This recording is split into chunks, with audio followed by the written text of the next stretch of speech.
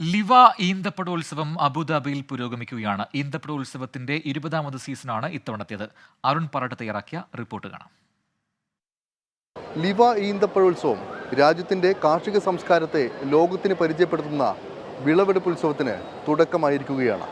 ഈ സീസൺ ഏറെ വിസ്മയ കാഴ്ചകളാണ് ഒരുക്കി വച്ചിരിക്കുന്നത്.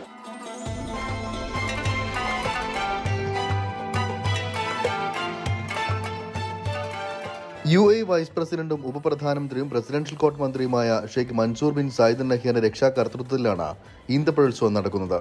രാജ്യത്തിന്റെ ഇന്നലകളെയും എമിറാത്തി ജനതയുടെ ജീവിത കാഴ്ചകളെയും ചേർത്ത് പിടിച്ചുകൂടിയാണ് മേള പുരോഗമിക്കുന്നത്. അത്തരം കാഴ്ചകൾ എല്ലാ പ്രായക്കാരെയും ഒരുപോലെ ആകർഷിക്കുകയാണ്.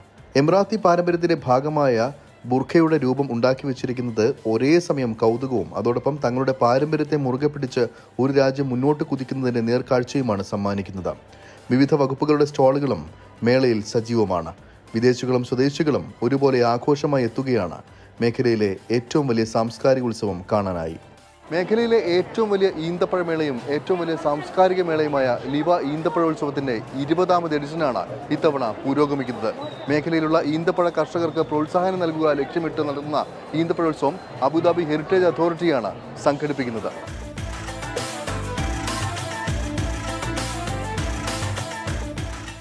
UAE വിളയിച്ച ഈന്തപ്പഴങ്ങളും ഉൽപ്പന്നങ്ങളും പ്രദർശിപ്പിക്കുന്ന മേള മേഖലയിലെ ഏറ്റവും വലിയ സാംസ്കാരിക ഉത്സവം കൂടിയാണ്.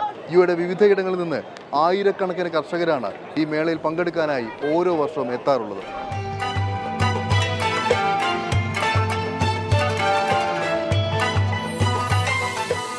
ഈ മാസം 28 വരെയാണ് ഈ ഒരു ഈന്തപ്പഴോത്സവം നീണ്ടു നിൽക്കുക.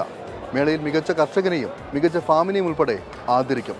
ലക്ഷക്കണക്കിന് ദിർഹത്തിന്റെ സമ്മാനങ്ങളും ഒരുക്കിയിട്ടുണ്ട്. ലിവയിൽ നിന്നും ശരത് ചരകുന്നതിനൊപ്പം അരുൺ പാറ, 24.